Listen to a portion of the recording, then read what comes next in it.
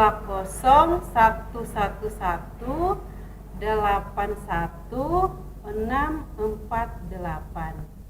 Saya mengajar di SMA Negeri 2 Kuala Kapuas, Kalimantan Tengah. Oke, selamat siang semuanya menjelang sore ini sudah. Siang, Bu. Om Swastiastu. Swastiastu. Apa kabar kalian hari ini? Baik, Bu. Baik, Bu. Iya, terima kasih. Ibu minta hari ini videonya jangan ditutup ya. Videonya dibuka terus sampai kita selesai. Komang bisa pimpin kita dalam doa? Bisa, Bu. Ya, terima kasih, Mang. Silakan, Mang. Ya. Sebelum kita memulai pembicaraan, marilah kita berdoa. Ya Tuhan yang dewasa, hari ini kami ingin belajar. Semoga apa yang kami pelajari nanti bisa masuk dalam pikiran kami, dan berikanlah kami selalu kesehatan dan keselamatan. Swaha, Om Santi Santi Santi Om. Sahih. Terima kasih, Komang. Komang ada, Ketut ada, foto ada. Oke. Kembali kita melaksanakan, kameramu tuh terbalik, Mang. Kembali kita melaksanakan belajar pada saat ini. Meskipun pada saat seperti ini, Ibu berharap kalian tetap semangat mengikuti pelajaran dari awal, pertengahan, sampai akhir nanti. Tetap memperhatikan dengan baik, itu Ibu ya, itu yang Ibu harapkan. Supaya apa yang Ibu sampaikan dapat diterima dengan baik, dan Ibu berharap juga dapat bermanfaat untuk kalian. Begitu. Baik, pada kesempatan ini kita materi pada yatnya dalam Mahabharata. Yatnya dalam Mahabharata. Kita lihat, sudah kelihatan di layar PPT-nya Ibu? Ketut gimana? Sudah, Bu. Sudah, terima kasih. Mari kita mulai. Yatnya dalam Mahabharata. Nah, ini dia. Pengertian yatnya dalam Kamus Bahasa Sanskerta. Kata yatnya diartikan upacara korban. Korban, orang yang berkorban yang berhubungan dengan korban atau yatnya. Jadi kita sebagai umat Hindu selalu identik dengan yang disebut yatnya. Yang disebut yatnya. Kemudian lanjut, ini adalah hakikat yatnya. Yatnya pada hakikatnya adalah penghormatan, bakti, dan persembahan. Hal tersebut mengandung makna yang cukup luas dan mendalam, di mana manusia sebagai makhluk individu, makhluk sosial, dan makhluk religius yang mempunyai sifat tidak mementingkan diri sendiri. Berarti kalau tidak mementingkan diri sendiri, peduli kepada orang lain. Seperti itu. Ini adalah hakikat dari yatnya. Mari kita lanjut lagi. Syarat pelaksanaan yatnya. Syarat pelaksanaannya perlu mendapat perhatian, yaitu sebagai berikut. Sastra, yaitu yatnya harus berdasarkan Weda. Jadi tidak kucuk-kucuk membuat yatnya. Ada dasarnya.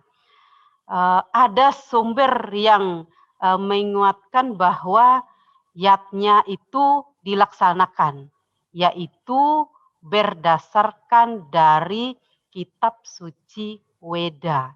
Berarti di Weda ada hal-hal yang berkaitan dengan yatnya. Kalau sudah berdasarkan kitab, umat sebagai penganut, misalkan kayak Weda itu di Hindu, umatnya mesti wajib melaksanakan apa yang tertulis di dalam kitab sucinya. Seperti itu. Kemudian srada, yaitu yatnya harus dengan keyakinan. Melaksanakan srada, yatnya harus dengan keyakinan, tidak boleh kurang yakin atau tidak yakin sama sekali. Jika melaksanakan sembahyang di pura, kemudian apa itu manusiayatnya, pitrayatnya, dewayatnya, resiatnya, harus yakin dari dalam diri. Kalau kita yakin, maka kita akan mendapatkan hal yang baik dari keyakinan. Kalau tidak, kalau kita tidak yakin, apa yang kita laksanakan itu menjadi kurang baik. Makanya kita melaksanakan yatnya harus diiringi dengan keyakinan, tujuannya kepada Sang Hyang Widi Ranying Hatala agar kita mendapatkan sesuatu yang baik dari Ranying Hatala atau Ida Sang Hyang Widi. Itu srada. Kemudian lascarya. Lascarya ini yang ketiga. Keikhlasan menjadi dasar utama yatnya. Ini nanti berkaitan dengan Mahabharata. Nanti kita sampai ke sana. Yatnya dalam Mahabharata keikhlasan menjadi dasar utama. Bagaimana yang tidak ikhlas? Tidak ikhlas itu misalkan memberikan sesuatu kepada temannya atau kepada adiknya, kakaknya. Setelah itu dia omongin lagi, dia kasih tahu ke orang lain, dia sebarkan bahwa dia telah memberikan sesuatu kepada adiknya atau telah memberikan sesuatu kepada temannya. Itu namanya tidak ikhlas. Di belakang dia omongin, di belakang dia kabarin kemana-mana. Itu tidak ikhlas. Dia membicarakannya di belakang. Sedangkan ini keikhlasan menjadi dasar utama dalam yatnya.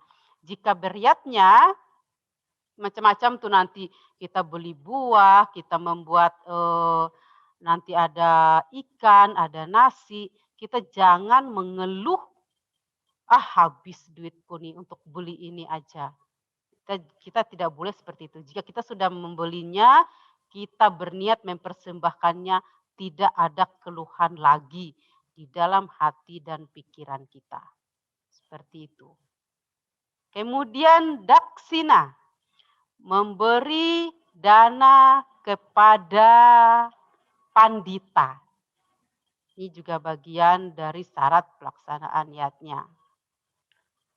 Kemudian lanjut, mantra, puja, dan gita wajib ada pandita atau pinandita. Oke.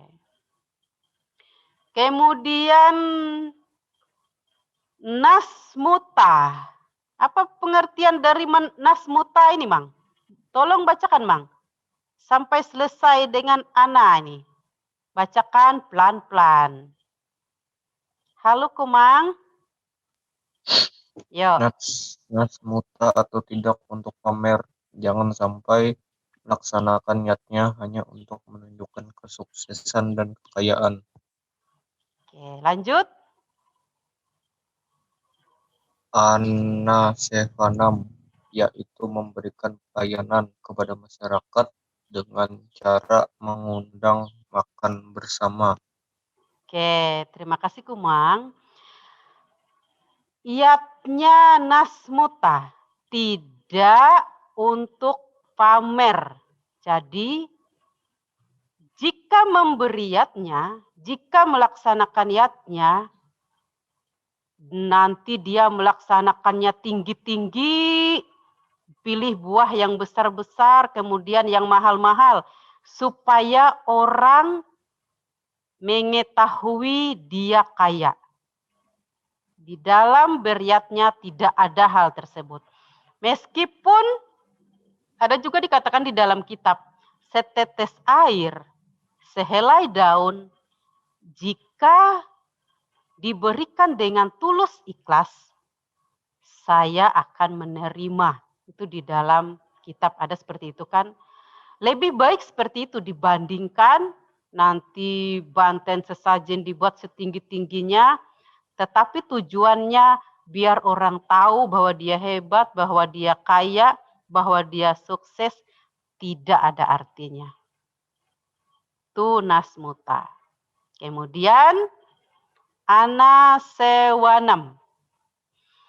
Kadang kita perlu mengundang tetangga atau teman atau kerabat untuk makan bersama di rumah. Apakah itu syukuran? Kita bersyukur tentang kesehatan yang diberikan oleh Ranjing Hatalaida Sang Hyang Widi. Seperti itu. Oke. Sekarang kita lanjut ke sini. 3 kualitas yatnya. Dalam Bhagavad Gita disebutkan ada 3 yatnya, yakni ini kualitasnya. Satwika yatnya, rajasika yatnya, dan tamasika yatnya. Kalau satwika ini kualitas yang tidak pamer. Kalau rajasika di antara tidak pamer dan pamer. Kemudian tamasika benar-benar pamer. Itu dia. Kalau kualitasnya, kalau kita membicarakan kualitasnya seperti itu. Oke, sekarang kita lanjut jalan menuju moksa. Tujuan agama Hindu adalah untuk mencapai penyatuan diri dengan Brahman. Dalam hal menghubungkan diri dengan Brahman, ada 4 jalan dapat dilakukan, antara lain jenana, karma, bakti, dan raja. Masih ingat tidak? Dengan jalan jenana itu menggeluti bidang apa? Putu ingat tidak, Put? Halo, Putu?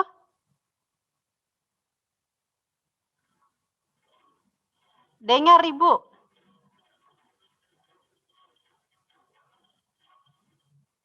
Komang? Halo, Mang? Dengar, Ibu, Mang? Ya, ingat tidak, Mang? Jenana marga yoga dengan apa?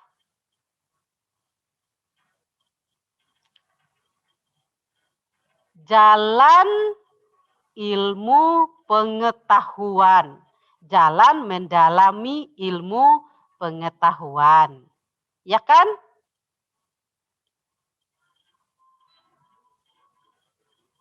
Ketut, dengar Ibu, Tut?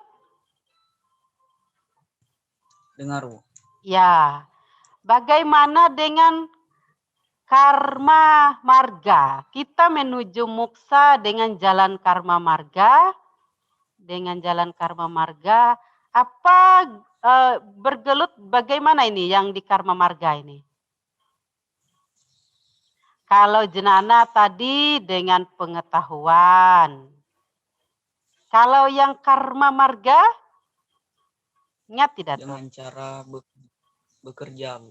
Ya, benar. Dengan cara bekerja. Berbuat yang baik. Berbuat yang baik. Kemudian bakti marga dengan cara berbakti. Dengan cara berbakti kepada Sang Hyang Widi, contohnya kita melakukan sembahyang. Kalau dengan jenana marga tadi, kita dengan mendalami ilmu pengetahuan yang baik. Kalau dengan berbuat, yang kata Ketut tadi, kita berbuat yang baik, kemudian berbakti, kita sembahyang, kita berpuja trisandia, kita membuat banten, sesajen, seperti itu. Kalau Raja Marga, kita bisa dengan melaksanakan yoga, duduk berkonsentrasi, memusatkan pikiran pada satu titik, seperti itu. Nah, itu ya jalan menuju moksa. Lanjut.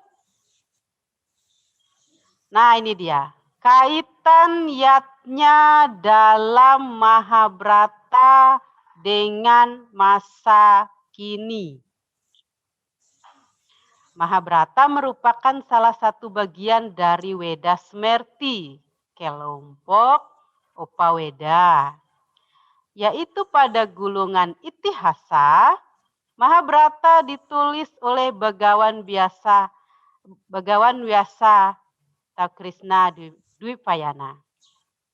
Ini terdiri dari 18 parwa ya. Kisah Mahabharata ini sangat banyak mengandung ajaran-ajaran luhur, termasuk tentang yatnya di dalamnya. Nah, di Indonesia muncul banyak karya sastra yang bersumber dari ke-18 parwa tersebut. Antara lain berbagai kitab dan kekawin, bahkan dari kisah Mahabharata ini mampu memunculkan 2 kitab suci, yaitu Sarasamusaya dan Bhagavad Gita. Komang pernah melihat kitab Sarasamusaya dan Bhagavad Gita? Pernah, Bu. Nah, oke. Tuh, kaitan yatnya dalam Mahabharata. Oke. Kemudian kita lihat di sini tadi kaitan yatnya dalam Mahabharata itu kita ini dulu, kita ingat dulu siapa tokoh-tokoh dan Mahabharata.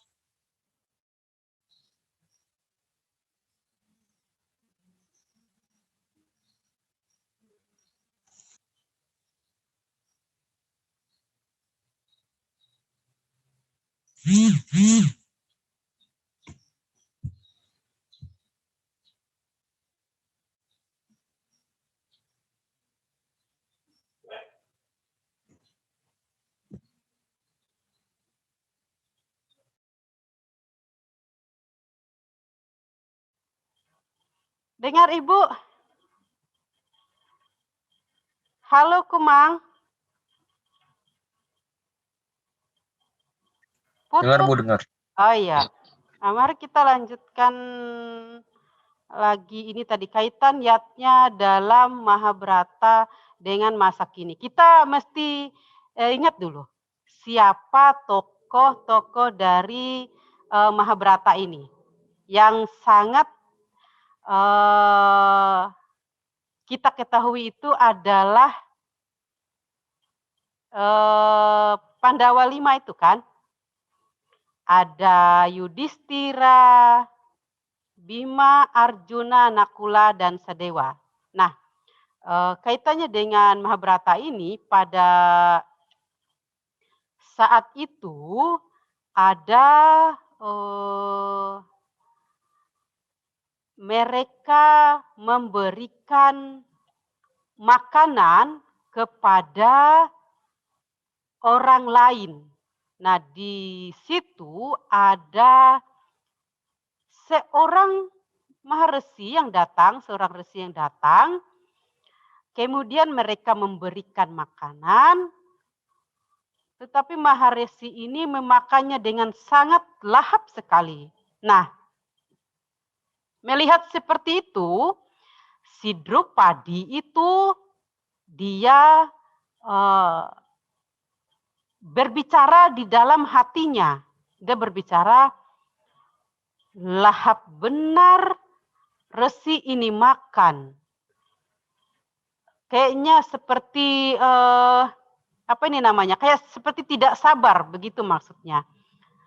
Tetapi karena resi ini sangat sakti, meskipun Drupadi berbicara di dalam hatinya, resi ini tahu bahwa dia telah diomongin. Lalu resi ini karena resi ini tahu, jadi si Drupadi ini mendapatkan akibat dari perbuatannya itu. Seolah Drupadi ini menyuguhkan makanan kepada orang lain itu tidak ikhlas, karena dia menyuguhkan makanannya, dibicarakannya di dalam hati. Jika seperti yang Ibu katakan tadi, jika ikhlas tidak ada dibicarakan lagi, baik di dalam hati maupun dengan orang lain. Sudah, itu memang diberikan, mudah-mudahan bermanfaat, seperti itu. Tidak ada lagi embel-embel yang lainnya. Nah, baik. Untuk di dalam toko-toko Mahabharata ini, Ketut. Halo Tut, sedengar Ibu? Ya, Bu. Ya. Siapa menurutmu tokoh atau karakter yang kurang baik di dalam cerita Mahabharata ini tuh? Duryodhana, Bu. Duryodhana. Kenapa menurutmu Duryodhana kurang baik? Apa hal yang Ketut ketahui? Perbuatannya yang kurang baik?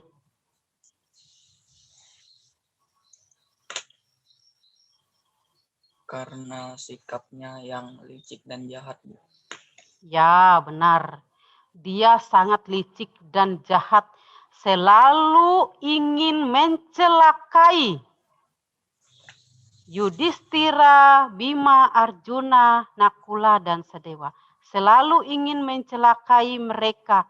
Dia tidak suka tentang keberhasilan, tentang kesuksesan dari Pandawa ini. Dia sangat tidak suka dan dia ingin sekali menguasai semuanya tanpa ingin berbagi. Demikian juga begitu jahatnya dia dengan Drupadi.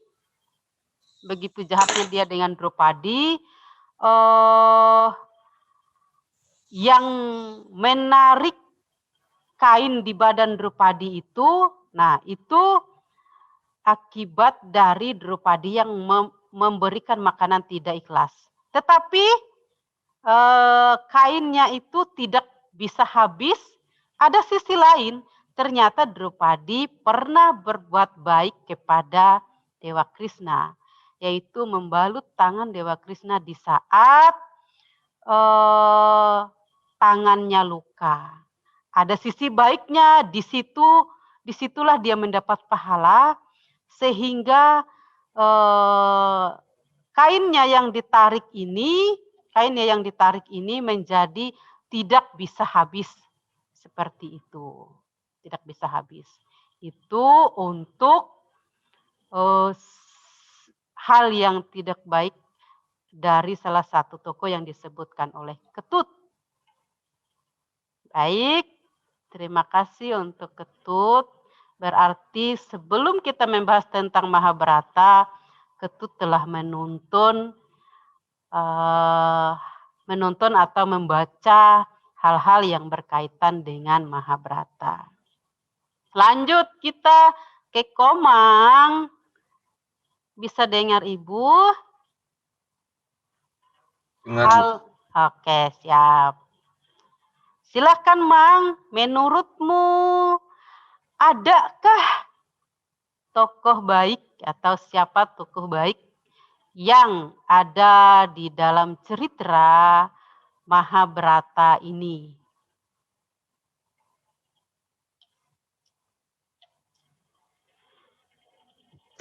Yudhistira, Bu. Yudhistira. Kenapa? Apa hal baik yang dilakukan oleh Yudhistira sehingga Komang memilih Yudhistira?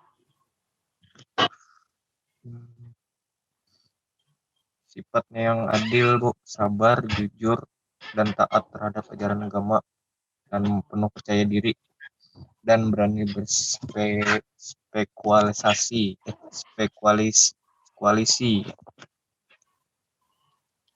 Itu. Ya. Iya, banyak sekali penjelasan Kumang karena memang itu ada di Yudhistira. Sangat-sangat kalau sekarang mungkin manusia langka ya, seperti Yudhistira. Sangat-sangat baik. Dia sabar, dia baik, dijahatin tetap baik, dijahatin tetap baik. Itu Yudhistira. Di dalam ceritanya itu Yudhistira ke Muksa dengan seekor anjingnya yang hidup-hidup. Itu cuman Yudhistira sendiri. Karena Yudhistira dia tidak punya sikap sombong seperti yang ada di Bima. Bima sombong karena merasa dirinya kuat.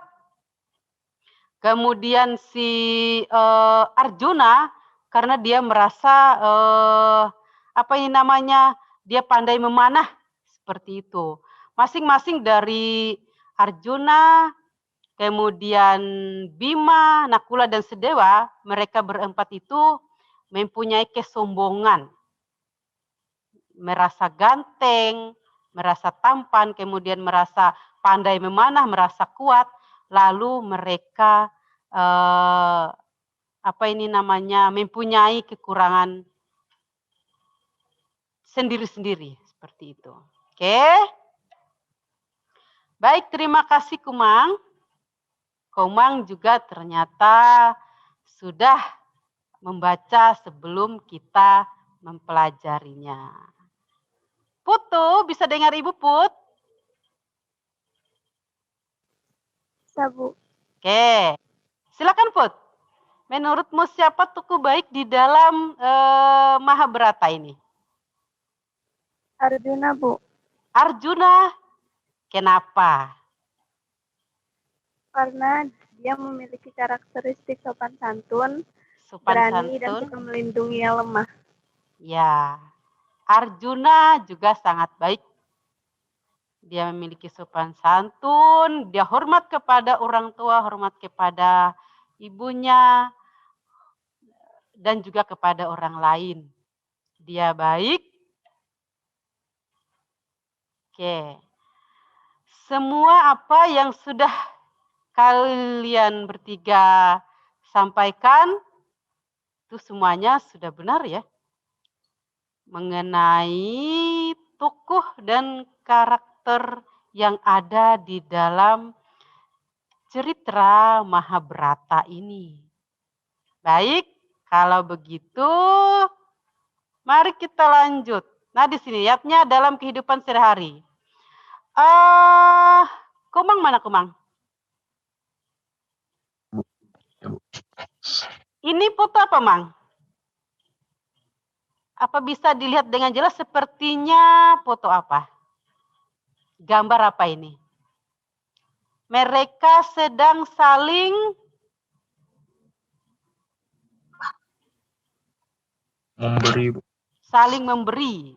Yatnya dalam kehidupan sehari-hari. Jadi saling memberi, saling membantu di dalam kehidupan sehari-hari. Itulah yatnya. Seperti itu. Baik, sampai di sini ada yang ditanyakan?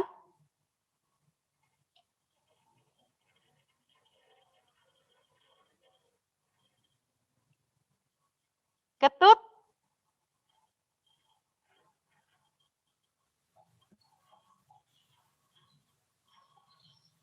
Ada yang ditanyakan, Tut? Sudah jelas, Bu. Sudah jelas. Oke, kalau begitu, kalau sudah jelas, materi yang kita sampaikan, yang jelas pada intinya, yatnya adalah kurban suci yang kita lakukan dengan tulus, ikhlas, tanpa pamrih. Kesimpulan seperti itu, mari kita beriatnya, mari kita memberi, mari kita saling menghormati, saling menyayangi dengan tulus, ikhlas, tanpa pamrih. Tanpa pamrih itu tidak mengharapkan imbalan, kemudian dengan tulus ikhlas itu tidak membicarakan hal yang kita berikan itu kepada orang lain, mempamerkannya di luar sana, seperti itu. Itu yang disebut dengan beriatnya tulus ikhlas tanpa pamrih. Kemudian terima kasih atas perhatiannya. Jika tidak ada pertanyaan tadi, berarti kalian sudah memperhatikan apa yang telah Ibu sampaikan. Marilah kita tetap semangat di dalam belajar, apapun itu, meskipun di dalam keadaan seperti ini, mari kita jaga imun, jaga iman, supaya kita selalu mendapatkan kesehatan, jaga kesehatan, agar kita terhindar dari sakit penyakit, apalagi di saat-saat seperti ini.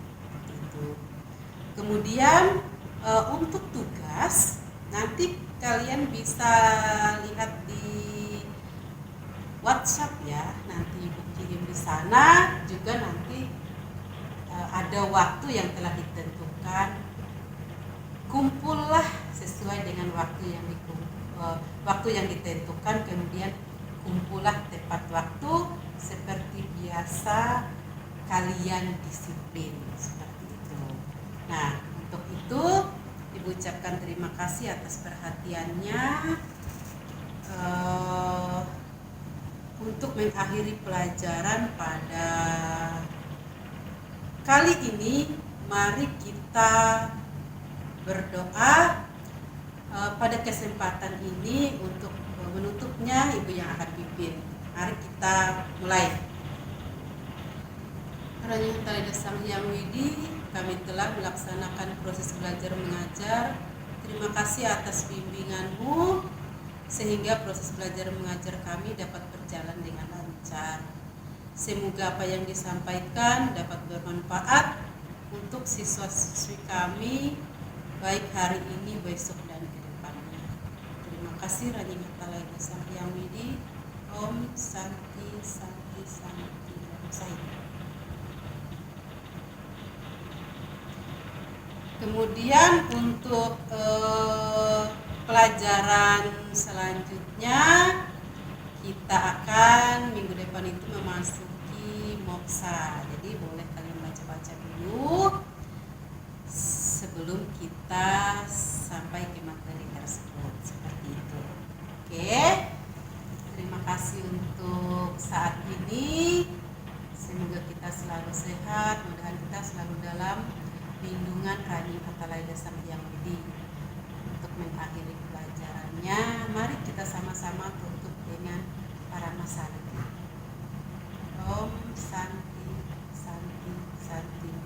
Said.